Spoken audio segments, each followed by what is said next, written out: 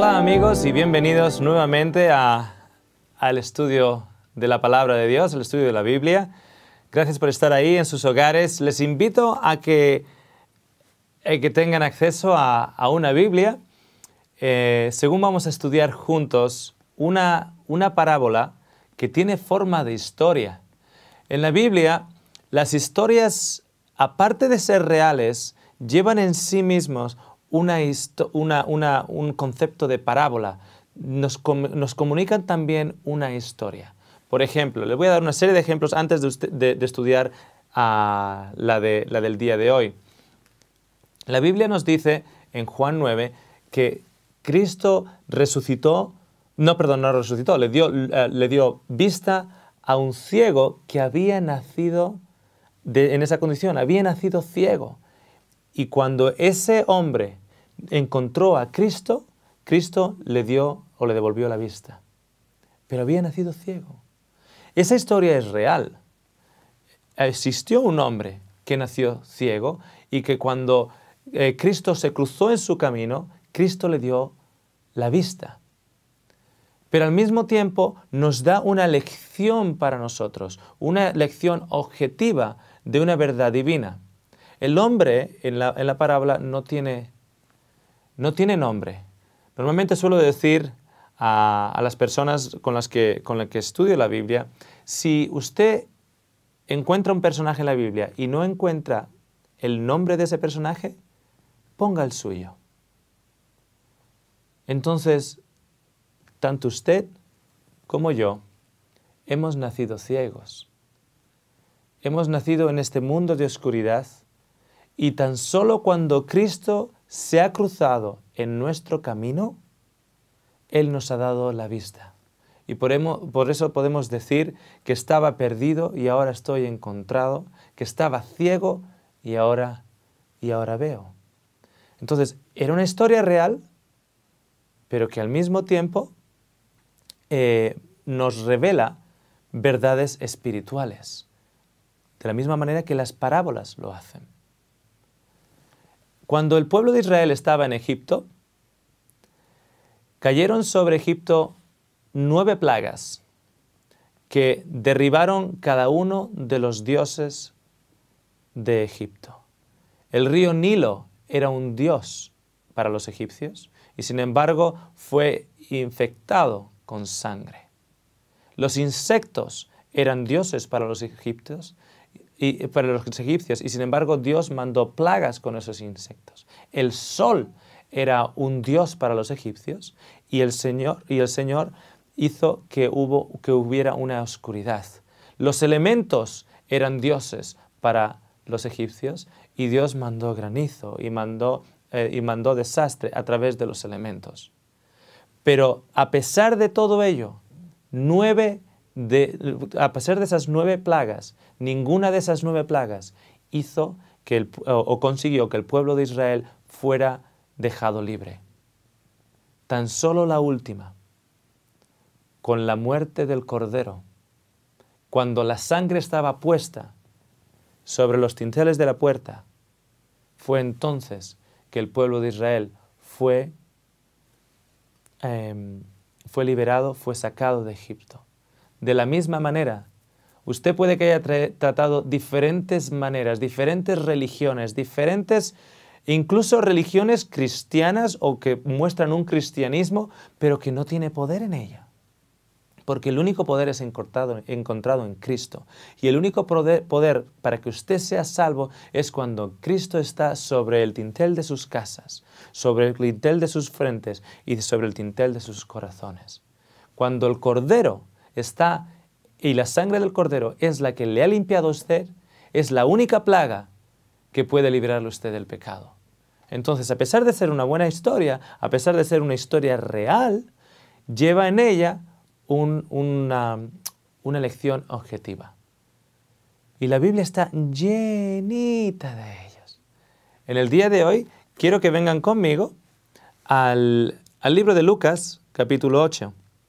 Libro de Lucas, capítulo 8, nos muestra una historia real. De hecho, que se repite en Marcos 5. y también en el libro de Mateo. Es la historia conocida como la mujer que toca el manto de Jesús y es sanada. Esta mujer tenía una enfermedad y sufría de hemorragias continuas.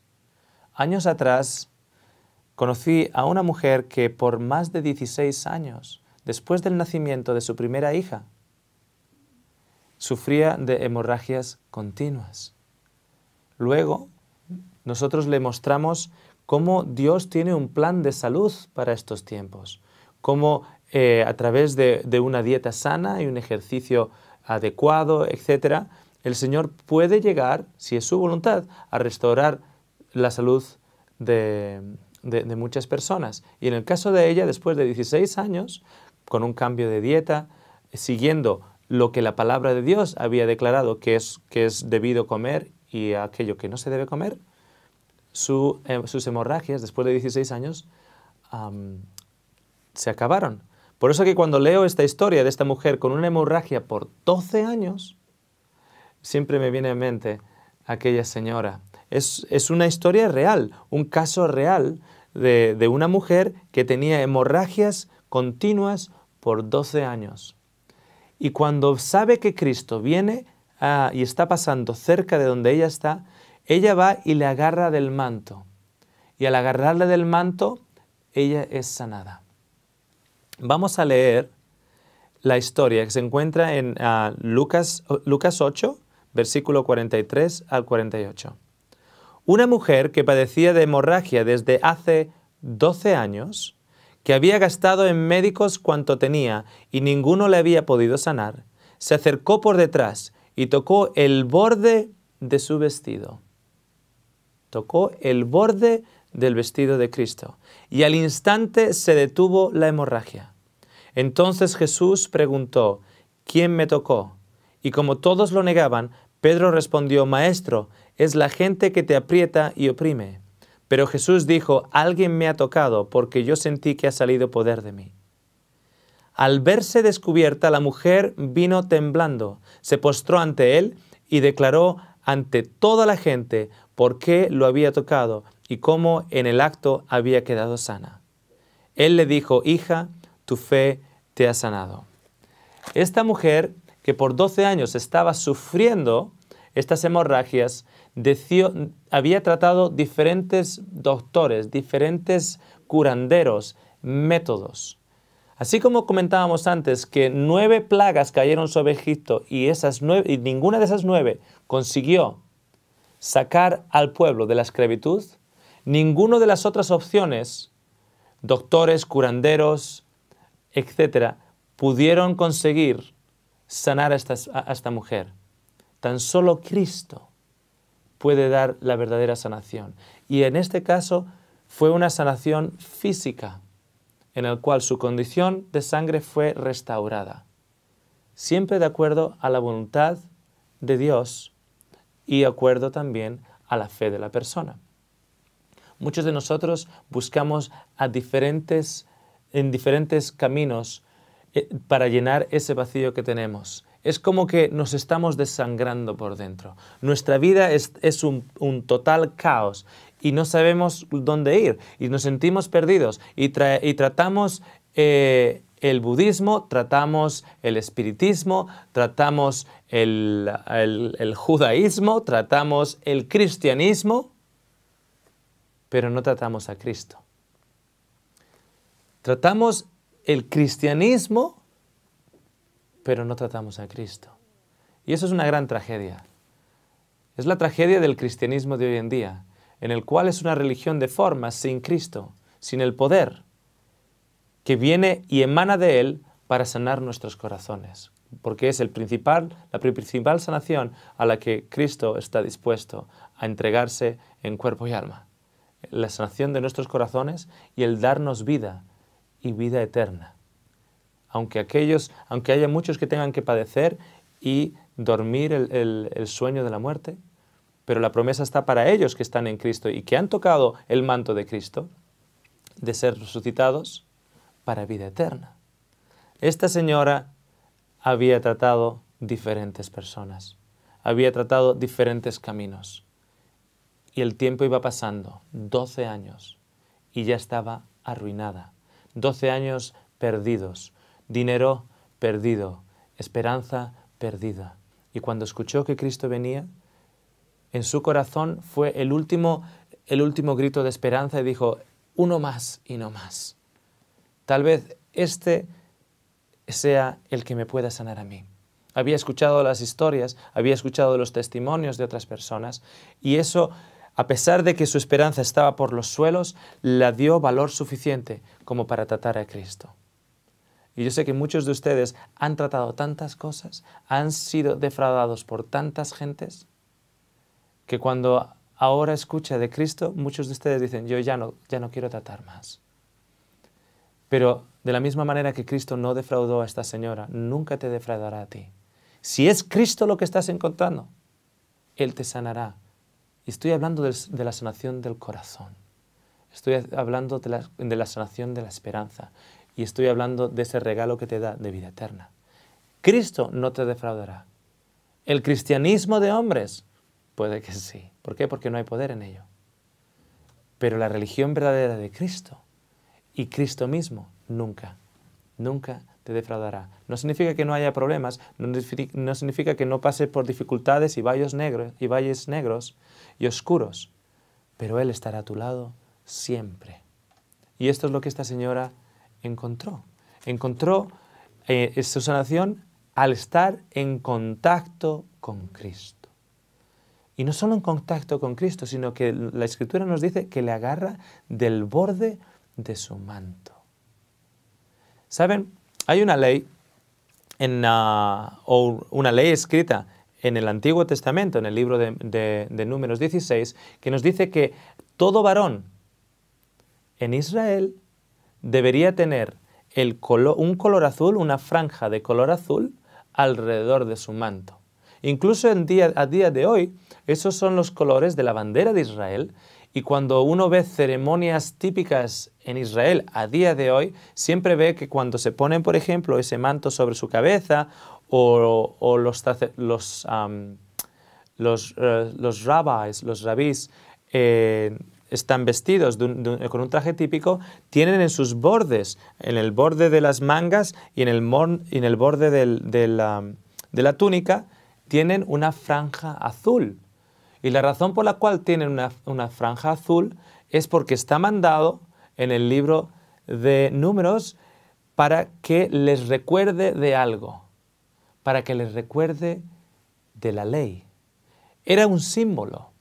Cuando mi mano va a hacer algo malo, para que yo vea sobre mi mano el color azul que había de recordarme a la ley. Cuando mis pasos iban por caminos malos o a lugares donde no debería yo ir, cuando yo mirara a dónde iba caminando, viera el color azul y me recordara y me acordara de la ley de Dios que me diría, no estés por estos caminos, hijo mío. Estos caminos o esas actitudes o esas acciones no son correctas. Entonces, era una parábola. Ese manto con esa franja azul era una parábola aparte de una ley, de un mensaje que era retransmitido, era presentado al pueblo. Ahora bien, esta señora le agarra a Cristo y le agarra de la esquina de su manto. Y Cristo era un hombre judío. ¿Qué color agarró esa señora? El color azul. El color que recuerda de la ley. Sin embargo, cuando ella se miraba sus ropajes toda la noche, no veía color azul. Veía color rojo, color escarlata. Y en la Biblia, en el libro de Isaías, capítulo 1, nos dice que el color escarlata es el color del pecado. Es el color de la muerte. Cuando ella miraba la realidad de su vida, el color de sus ropajes, llevaban el color impregnado de la sangre, el color impregnado de la muerte, el color impregnado del pecado. De una persona en un mundo de pecado que no ha podido guardar la ley. Y sin embargo, había un individuo que estaba caminando por su calle. Un individuo que la Biblia nos dice que cumplió la ley. Un individuo con un manto. Y ella, en ese mundo de pecado y una realidad del pecado propio, agarró el manto y la ley, no que ella cumplió, sino que Cristo cumple por nosotros. Que Cristo cumplió por nosotros. Y cuando nosotros agarramos de esa esquina del manto de Cristo, donde está el color azul de la ley, estamos uniéndonos a Él por fe. Y ese camino que Él caminó en integridad y de acuerdo a la ley, ahora se convierte en un camino nuestro. Y cuando nosotros nos conectamos a la ley que Cristo guardó en la figura de Él mismo, nuestro pecado es sanado. Nuestra sangre para, porque Él la derramó por nosotros. Esta sangre que paró en esta mujer simboliza la sangre que fue derramada por Cristo en el Calvario. Cuando Cristo murió en la cruz y su sangre goteó hasta que la muerte fue sacada de Él, fue esa sangre que fue quitada de esa mujer. Nosotros le damos nuestro pecado a Él, Él muere por nuestro pecado, Él derrama la sangre que nosotros deberíamos estar derramando por nuestras acciones, por nuestras motivaciones perversas, egoístas, por nuestras actitudes, por nuestros caminares. Esa sangre que nosotros deberíamos estar derramando, Cristo la derrama por nosotros en la cruz. Y ese azul que no tenemos, esa ley justa que ha sido guardada, o que debería ser guardada y que nosotros no hemos sido capaces de guardar, Él nos la da cuando nosotros la cogemos y nos aferramos a ella. Nosotros le damos el rojo, Él nos da el azul. Él nos da su justicia, nosotros nuestro pecado. Y cuando eso ocurre en la vida de esta mujer, y Cristo dice, ¿quién me ha tocado? Ella se acobarda y no quiere decirlo. Pero Jesús no pasa de largo. Y se da la vuelta y le dice, y pregunta nuevamente, ¿quién me ha tocado? Y ella declara, fui yo he sido sanada. Como todos aquellos que realmente han sido sanados por Cristo, que su pecado ha sido traspasado a Cristo y la ley que Cristo cumplió en la justicia de Cristo ha sido ahora imputada en nosotros. De esa misma manera, aquellos que han sido sanados por Cristo declararán que por Él han sido sanados. Siempre me pone un poquito dudoso cuando un cristiano se avergüenza de declarar que es cristiano. Cuando un cristiano se avergüenza de declarar que es sano, su vida es sanada, tiene vida eterna dada por Cristo Jesús, porque se aferró por fe a aquel que era sin pecado. Agarró el manto de color azul, de la esquina azul, el manto que me dice que ese hombre no tenía mancha y caminó sin mancha en este mundo para darme su vida y la imputarla sobre la mía, para que cuando Dios me mire, no me vea a mí, ni el color rojo de mi sangre, sino su justicia y el color azul sobre mí, el manto de Cristo sobre mí. es una historia hermosa que tiene otras ramificaciones. Aparte de declarar quién le había sanado, aparte de alzarse, aparte de darse cuenta que al agarrar a Cristo, ella tenía ahora vida, y no solo vida por este mundo, la vida más importante, la que realmente cuenta, la que Dios quiere darnos, la vida eterna. Jesús le dice lo siguiente: hija, tu fe te ha sanado, vete en paz, porque la salvación en Cristo no se consigue con obras. La salvación en Cristo se consigue por fe de que su vida fue sin mancha, por fe de que agarrando su vida, Él la impone sobre la nuestra, por fe que cuando Él murió, murió por mí, que no murió por sí mismo, que cuando yo miro la cruz, Cristo no murió por sí mismo. Yo he de mirar esa cruz y darme cuenta que esa cruz y ese hombre muerto en esa cruz soy yo, porque Él murió por mí. Y por fe en ello, por fe de que mi pecado ha sido perdonado, por fe en ello, agarrando por fe a ello, a ese concepto, yo soy salvo. Y tú también, si así lo eliges. Esta mujer tenía por 12 años una hemorragia, un flujo de sangre, por 12 años.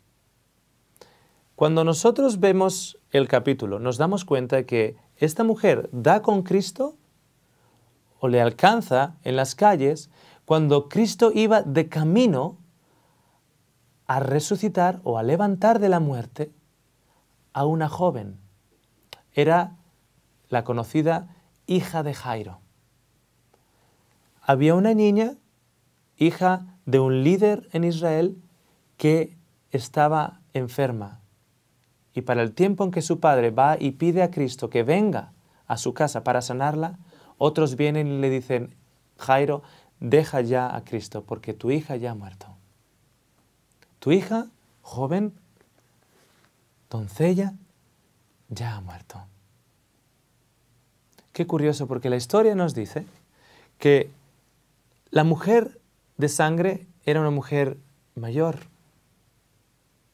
una mujer ya formada, una mujer madura en años. Y al mismo tiempo ella recibe sanación. Según Cristo va también a sanar a otra mujer. Pero esta mujer es joven, esta mujer es doncella, tiene la piel firme. La Biblia nos dice lo siguiente. En el versículo 41 del mismo capítulo de Lucas nos dice: entonces vino un hombre llamado Jairo, jefe de una sinagoga, y cayendo a los pies de Jesús, le rogó que fuera a su casa, porque su hija única, de 12 años, estaba muriendo. Esto es una historia, pero es más que eso. Y hay muchas más lecciones tan solo de esta historia. Esta hija joven, esta mujer joven, tiene 12 años. Y la mujer vieja, la que tiene el flujo de sangre, las hemorragias continuas, las ha tenido por 12 años. ¿Qué es una mujer en las Escrituras? De acuerdo a las Escrituras, una mujer representa a la Iglesia. Esposos amen a sus esposas de la misma manera que Cristo ama a la Iglesia. Las referencias tanto en el Nuevo Testamento como en el Antiguo Testamento nos indican que es una manera de expresión que Dios utiliza a la hora de referirse a su Iglesia. La habla como mujer que está desposada para un solo esposo. Ahora tenemos una mujer vieja, 12 años, flujo de sangre. Y tenemos una mujer joven, 12 años, que va a ser levantada. una iglesia vieja, 12 años, con tema de sangre continuo, con hemorragias continuas de sangre. Una mujer joven, sin hemorragias, que va a ser levantada. El número 12 en las Escrituras significa liderazgo.